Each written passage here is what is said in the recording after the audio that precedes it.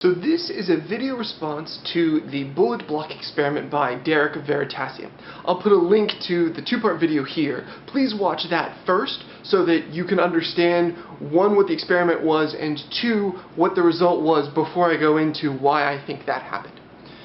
So, the two blocks, the one that got shot in the middle and the one that got shot on the side, seemed to go to the same height. I thought it would go lower, Destin thought it would go lower, Henry of Metaphysics thought it would go lower.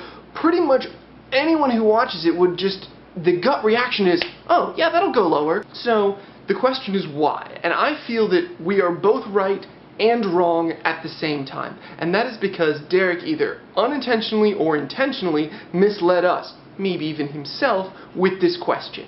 I feel that it is a question wrongly asked, to borrow a phrase from John Green. And the appropriate question is, how much difference will we see? Imagine redoing this experiment not with offsetting the bullet, but instead changing the air pressure around the block and the gun.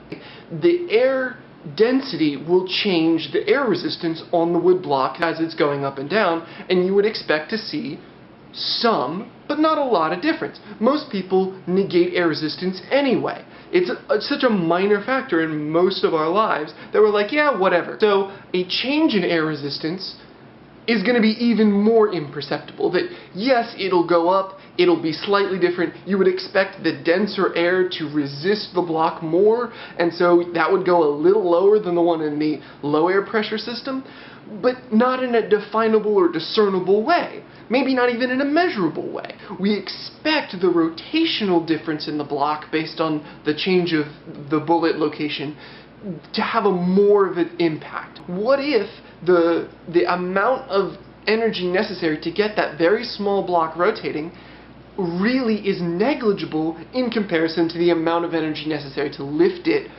into the air and resist gravity? I would be willing to bet that both Destin and Henry, if they had been asked how much change, they would have thought about it for a second and been like, not very much. They would hedge on the side of a little bit of change, but they wouldn't say no change. They would think that it would be an imperceptible or non-measurable change, but not nothing. And so that to me is where the purity of the mathematics comes in, because if you take this problem and you look at it from a strictly mathematical standpoint, you will find that there will be some change there. But I just feel that, you know, it's 10 to the negative 15, 10 to the negative 50, who knows how many tiny fractions of a meter that is changing, but it is, and it is lower. You know, the answer being same height is right, because that's the way we perceive it. The answer being lower is also right, because that's what the math is actually telling us. So I think that Derek tried to trick us. Thanks for watching.